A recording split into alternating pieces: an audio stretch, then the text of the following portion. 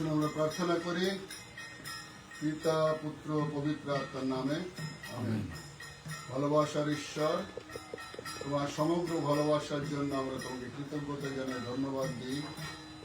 তুমি আমাদের প্রত্যেকের জীবনে প্রচুর প্রচুর প্রচুর আশীর্বাদ করেছো, সেজন্য আমরা তোমাকে কৃতজ্ঞতা জানাই।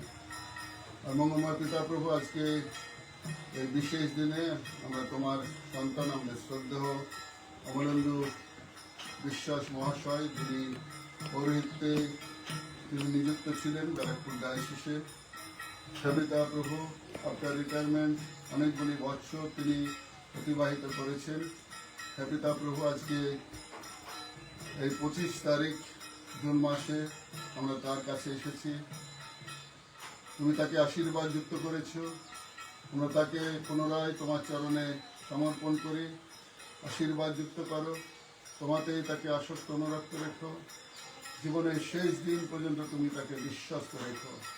মঙ্গলময় পিতা প্রভু, তার এই বার্ধক্যে তুমি তাকে সুন্দর নামক সন্তানকে দিয়েছ, যে সন্তান এবং তার সহধর্মিণী শ্রাবণী, সূর্যায়ন এবং শুভায়ন এই পরিবারের মানুষ, যাদেরকে তুমি আশীর্বাদ করেছ সুন্দরের তত্ত্বাবধানে, শ্রাবণীর তত্ত্বাবধানে এবং সূর্যায়ন শুভায়নের সুমধুর ভালোবাসার মধ্য দিয়ে তোমার এই সন্তান যখন এগিয়ে চলেছে, পিতা প্রভু, তোমার কাছে বিনতি করে প্রার্থনা করি, তুমি সর্বদাই তোমার সন্তানের সহবর্তী হওয়ার সঙ্গে থেকো, তার শরীর স্বাস্থ্য ভালো রেখো এবং তোমাকে যেন জীবনের শেষ দিন পর্যন্ত তোমার গৌরব করতে পারেন, সেই আশীর্বাদ তুমি ঊর্ধ্ব থেকে দান করো। মঙ্গলময় পিতা প্রভু, তার শরীর স্বাস্থ্যে আশীর্বাদ করো এবং তোমাকে তাকে আসক্ত অনুরক্ত রেখো। জীবনের প্রতিটি ক্ষণে, প্রতিটি মুহূর্তে যা যা প্রয়োজন সব তুমি জুগিয়ে দাও। মঙ্গলময় পিতা প্রভু, আজকে যখন আমরা তার এই ডকুমেন্টারি এই সভায় যখন উপস্থিত হয়েছি, সঞ্জিত বাবু তিনি ডকুমেন্টারি নিয়ে কাজ করছেন, তুমি তাকে আশীর্বাদ যুক্ত করেছ। মঙ্গলময় পিতা প্রভু, আমাদের ডায়োসিসে এখন সব থেকে প্রাচীন পুরোহিত আমাদের শ্রদ্ধেয় অমলেন্দু বিশ্বাস মহাশয়, তুমি তার প্রতি সদয় হও, তার সঙ্গে থেকো। 1938 সালে 19 সেপ্টেম্বর তিনি পৃথিবীতে আসেন এবং দীর্ঘ বৎসর তোমার পরিচর্যা কাজে ব্যস্ত থাকেন। এখন প্রভু এই অবসরকালীন সময়ে তুমি তার সহবর্তী হয়ে সঙ্গে থেকো। সমস্ত ভাবনার ভার তুলে নাও, যিশুর নামে চাই, আমেন। এই সময় পাদ্রুর কয়েকটি কথা জিজ্ঞাসা করি। নমস্কার। এখন আমরা ঝাঁঝরা থেকে এসেছি, আপনার প্রার্থনার মধ্যে দিয়ে তো আমরা আপনিও শুনলেন। আমরা চাই যে আপনার কিছু কিছু জীবনের স্মৃতিপটে কিছু উল্লেখযোগ্য ঘটনা বা কিছু স্মৃতি, সেগুলো যদি আপনি এই সময় আমাদের সঙ্গে বলেন, তাহলে আমরা ব্যারাকপুর ডায়োসিস তথা উত্তর ভারত মণ্ডলী তথা পাঁচপুরের চার্চ আজকের দিনের প্রজন্ম আপনাকে অনেক দিন মনে রাখবে। সেজন্য আমি পাদ্রবাবুকে একটু রিকোয়েস্ট করি, পাদ্রবাবু যদি এই সমস্ত বিষয়গুলো এক সময় আপনার পরিচর্যা জীবনে ছিলেন এবং আপনার খুব প্রিয় শিষ্যর মধ্যে একজন আর কি, নিঃসন্দেহে আমি পাদ্রবাবুকেই বলবো যে বিষয়গুলো একটু যদি আলোচনা করেন। ভদ্রবাবু, আপনাকে আবার নমস্কার জানাই, প্রণাম জানাই। প্রণাম জানিয়ে দু একটি কথা জিজ্ঞাসা করি। পৌরোহিত্য জীবনে সিএনআই এর যে হিস্ট্রি, তার সম্বন্ধে সংক্ষিপ্তভাবে যদি কিছু বলেন। সিএনআই যখন গঠিত হয় তার আগেই যখন আমি ট্রেনিংয়ে ছিলাম, তখনই আমরা জানতে পেরেছিলাম যে খুব অল্প বছর, কয়েক বছরের মধ্যেই সিএনআই হতে চলেছে। তখন আমরা যথেষ্ট আনন্দ পেয়েছিলাম, একটা নতুন কিছু হতে চলেছে এবং প্রত্যেকে, শুধু আমাদের অ্যাংলিকান স্কুলে নয়, কিন্তু আমরা যখন ছিলাম তখন সেই শিক্ষা প্রতিষ্ঠানে আরও বিভিন্ন চার্চের ছাত্র যারা ছিলেন, সকলেই আমরা খুব উৎসাহিত হয়েছিলাম যে একটা নতুন সৃষ্টি হতে চলেছে, যখন বিভিন্ন ডিনোমিনেশনের ব্যারিয়ার ভেঙে আমরা এক জায়গায় এসে কাজ করতে পারব। এটা প্রচুর আনন্দ হয়েছিল। আর উদ্দীপনার মধ্য দিয়ে এগিয়ে চলেছিল।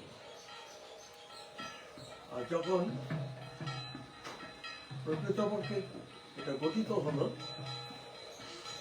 1970 সালের 29শে নভেম্বর, নাগপুরে 6টি মণ্ডলী যে বিশাল তাম্বু সেখানে করা হয়েছিল, তারা 6টা দরজা দিয়ে ভিতরে ঢুকেছিল। তিনি যখন বার হয়েছিলেন, তাদের সমস্ত ব্লু বুক কনস্টিটিউশন যা ছিল তা বেদির উপরে রেখে দিয়ে তারা একটা দরজা দিয়ে বেরিয়ে এসেছিল।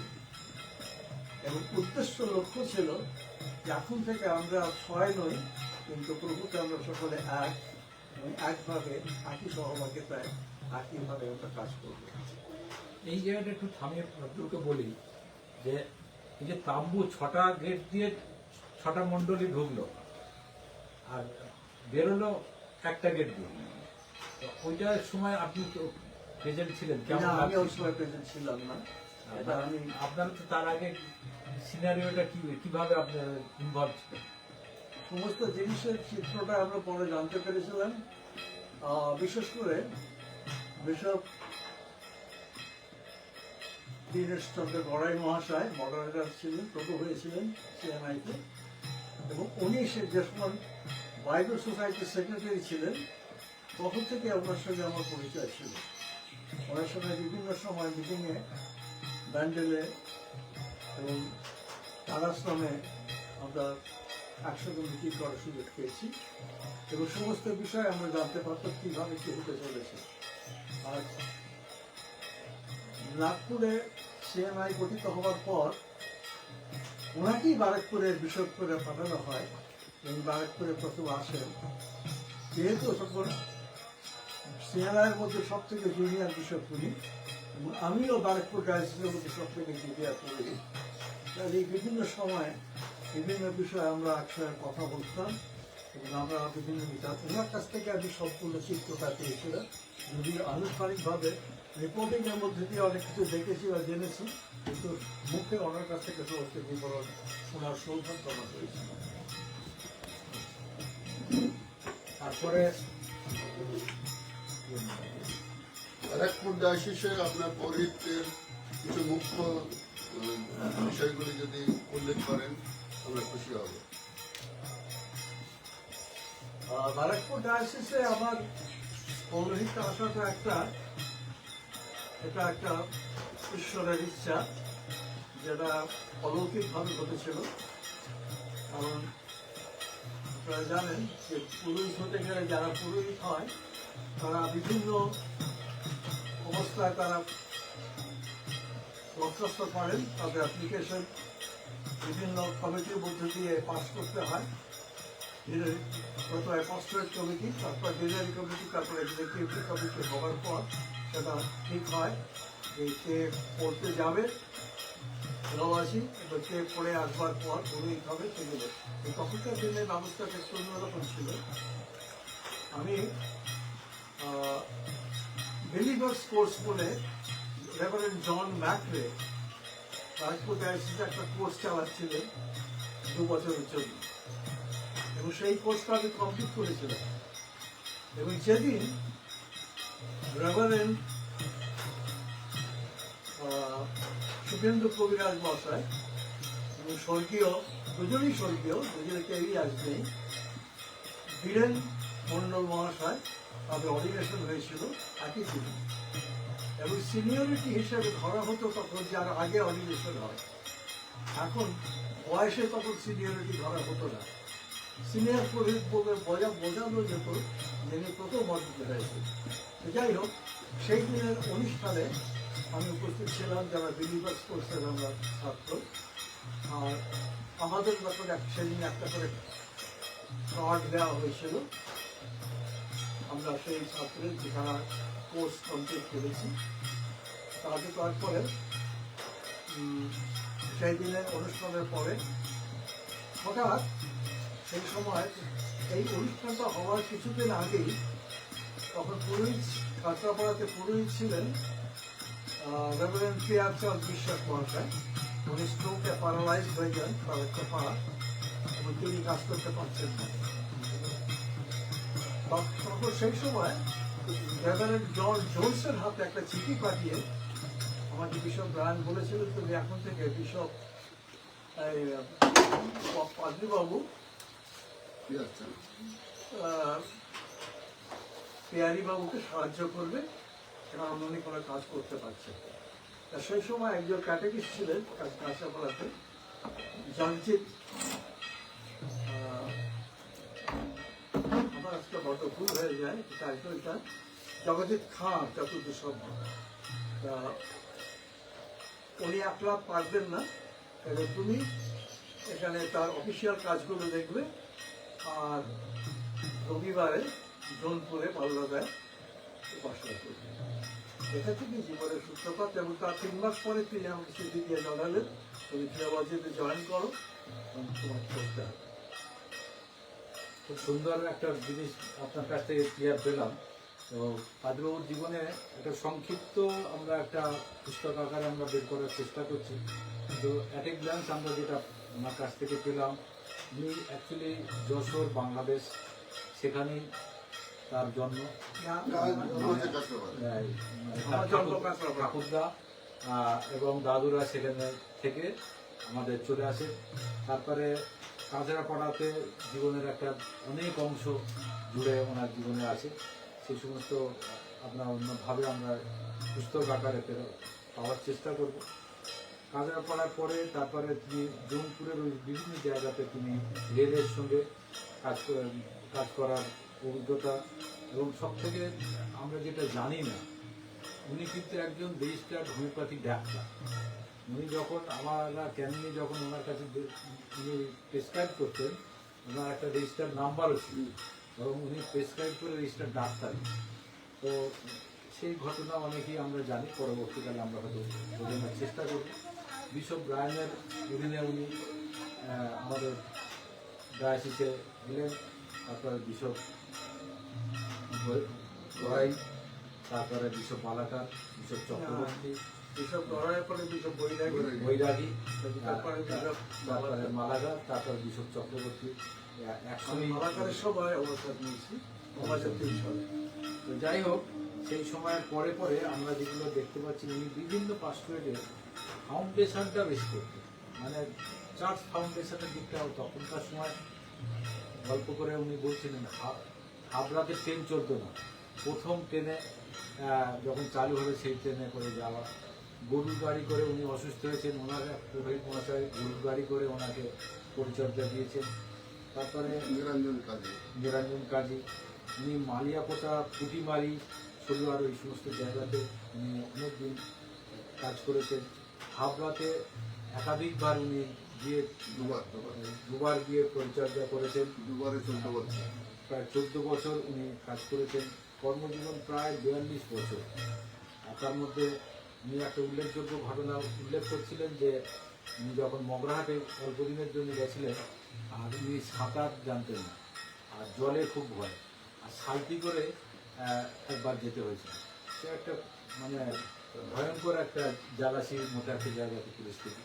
সেখানে থেকে তিনি তারপরে আবার উনি দমদমেতে অনেকদিন কাজ করেছেন, প্রায় 2 বছরের মতো কাজ করেছেন। এরকমভাবে তিনি আমাদের বর্তমানে যে বিশপ ডেভিড রায়, বর্তমানে বিশপ সুব্রত চক্রবর্তী, ওনারাও ওনার কাছ থেকে অনেক সহযোগিতা পেয়েছেন, অনেক বিজ্ঞতা পেয়েছেন, ক্যানিংয়ে অনেকদিন কাজ করেছেন। দুজনেই ক্যানিংয়ে ওনারা বিশপ ক্যানিংয়ে কাজ করেছেন। সেটা একটা জীবনের এক উল্লেখযোগ্য আমাদের কাছে প্রাপ্তি। এবং ওনার জীবনে কটা বই লিখেছে, সেই বইগুলো আমি এখানে ক্যামেরার সামনে আনার চেষ্টা করব। এটা দেখানোর চেষ্টা করছি। বাইবেলে নারী, আচার্য অবনীন্দ্র কুমার বিশ্বাস। এটা প্রায় দুষ্প্রাপ্য, এখন এটা পাওয়ার আমরা চেষ্টা করছি। কিছু বই, এই একটা বই, এটা এডিশন কিছু পর্যায়ে চলছে, কিন্তু এটা কমপ্লিট প্রিন্ট বেরোয়নি। সেটা নিশ্চয় করে সুন্দর এই বিষয়ে কিছু কাজ করছে, তার জন্য আমরা ভদ্রলোকের শ্রদ্ধা শুনে এটা স্মরণ করবে। আর একটা বই আছে, প্রায় 4টে বই দেখতে পাচ্ছি, বিশ্বাসীর অবগাহন ও হস্তার্পণ প্রার্থীদের জন্য প্রশ্নোত্তর স্বাস্থ্য শিক্ষা। এটা আমরাও একসময় যখন হস্তার্পণ হয়েছি, এই বইটাও আমরা বইটা পড়ি আমরা হস্তার্পণ হয়েছি। পাদ্রেও বলছে যে এটা এখনও চলছে, এটা আরও প্রিন্ট করার জন্য বর্তমান ব্যবস্থার মধ্যে আছে। আর একটা বই আছে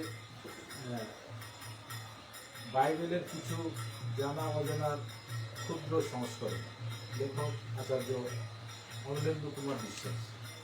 এই বইগুলো ছাড়াও আমি একবার দেখাবো ওনার বইগুলো, এখানে অসংখ্য বইয়ের সঙ্গে উনি সংযোজন আছে। আর সত্যি আমরা কৃতজ্ঞ, আর প্রান্তিক সময় তার কাছে তার সান্নিধ্যে এসে আমরা অনেকটা নিজেকে ধন্য মনে করছি। আর আমি পাদ্রুকে আবার বলবো যে পাদ্রু যদি ওনার সঙ্গে আর একটা কিছু সাক্ষাৎকার বা আর কিছু বলার থাকে যদি বলেন। ভদ্র শ্রদ্ধা অমলেন্দু বিশ্বাস মহাশয়, তিনি বিভিন্ন সময় ডায়োসিসের বিভিন্ন কর্মে তিনি নিযুক্ত ছিলেন। ভাইস প্রেসিডেন্টও হয়েছেন, ভাইস প্রেসিডেন্ট হয়েছেন। তারপরে লে লিডার ট্রেনিংয়ের সঙ্গে উনি যুক্ত ছিলেন। আমাদের ডায়োসিসের পুরোহিতের সংখ্যা অনেক কম থাকায় অনেক সময় তাকে সেই সমস্ত ট্রেনিং দিতে হয়েছে, যারা সেই সমস্ত ট্রেনিং নিয়ে উপাসনা পরিচালনা কিভাবে করতে হবে না করতে হবে, মানুষের পরিচর্যা কিভাবে দিতে হবে না দিতে হবে, সেগুলো তিনি শিখিয়েছেন। আর একটা জাগরণ এসেছিল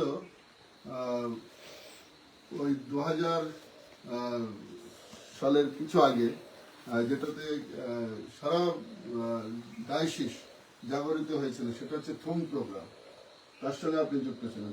প্রথম কোঅর্ডিনেটর সম্ভবত তিনি প্রথম ডিবিএসএস যে প্রোগ্রাম চলে আমাদের ডায়োসিসে, তারও কোঅর্ডিনেটর হিসেবে ছিলেন, তাই তো? সেক্রেটারি ছিলেন, হ্যাঁ, সেক্রেটারি ছিলেন, সেক্রেটারি ছিলেন।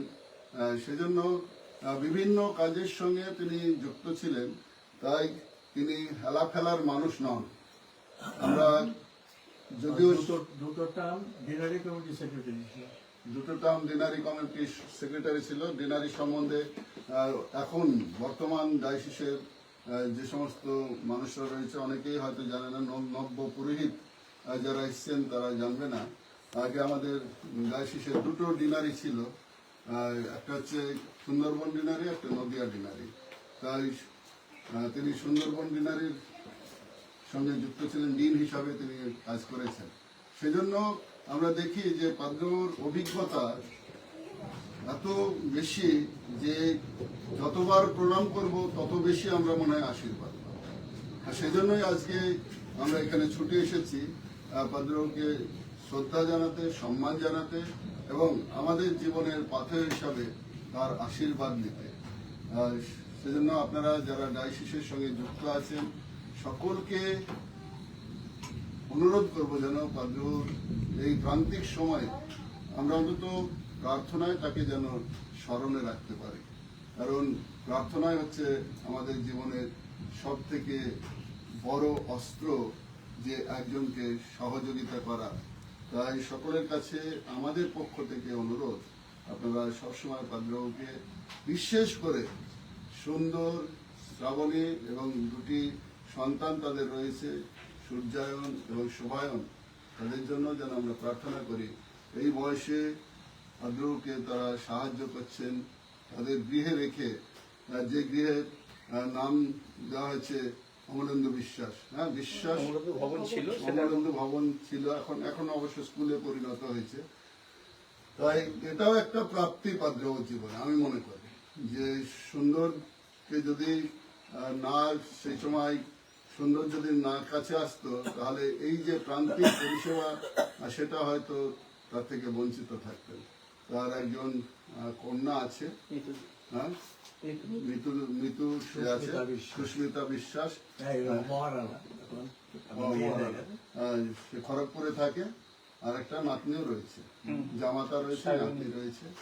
আপনারা সকলে তাদের জন্য প্রার্থনা করবেন যেন সবকিছু আগামী দিনে সুন্দর সার্থক সফল হয়। ডায়োসিসের মঙ্গলার্থে তিনি কাজ করেছেন, এখনো করে চলেছেন। সবসময় তিনি আমাদের জন্য প্রার্থনা করেন, এটা আমার বিশ্বাস। এবং তিনি সবসময় বিশ্ব পুরোহিত, যেহেতু অ্যাংলিকান পিরিয়ডে এসেছিলেন, তো সেজন্য বিশপদের শ্রদ্ধা করা একটা রক্তের সঙ্গে আমাদের মিশে রয়েছে যারা অ্যাংলিকান পিরিয়ডের মানুষ। সেজন্য তিনি বিশপের জন্য সব প্রতিনিয়ত প্রার্থনা করে চলেছেন যাতে ডায়োসিস সুন্দরভাবে পরিচালিত হয়। আমরা এখানেই শেষ করি। একটা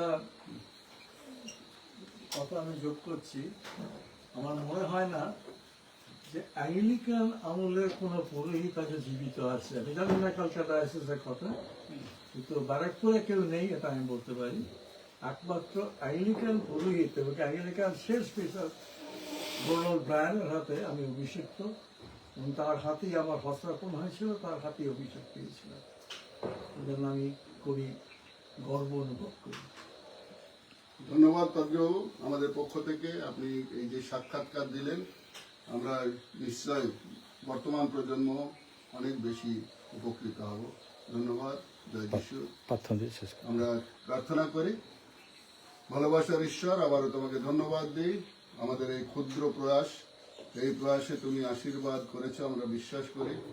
মঙ্গলময় পিতা প্রভু, আবার তোমার সন্তান আমাদের শ্রদ্ধা পাদ্রকে এবং সুন্দর তার পরিবারকে তোমার চরণে রাখি। আমাদের ডায়োসিসের জন্য প্রার্থনা করে, আমাদের ডায়োসিসের বিশপ, সমগ্র পুরোহিত বর্গ, আমাদের ডায়োসিসের সমস্ত গৃহী সভ্য সভ্যা প্রত্যেকের জীবনে তুমি আশীষ দাও। আমাদের ইনস্টিটিউশনগুলোকে আশীর্বাদ যুক্ত করো, যেন প্রভু সবকিছু সুন্দরভাবে পরিচালিত হয়। আমাদের প্রত্যেকের সঙ্গে থেকো, প্রত্যেকের জীবনে তোমার যে পরিকল্পনাটা তুমি বাস্তবায়িত করো। আমাদের জন্য যা ভালো তাই তুমি সাধন করো, যা মন্দ আমাদের জীবন থেকে দূর করে দাও। আবার প্রভু, তোমার সন্তান আমাদের শ্রদ্ধা পাদ্রকে তোমার চরণে সমর্পণ করে তার সমর্পিত জীবনে যত অনুগ্রহ আশীষ দরকার উর্ধ থেকে দান করো। যিশুর নামে চাই, পাদ্র আশীর্বাদ।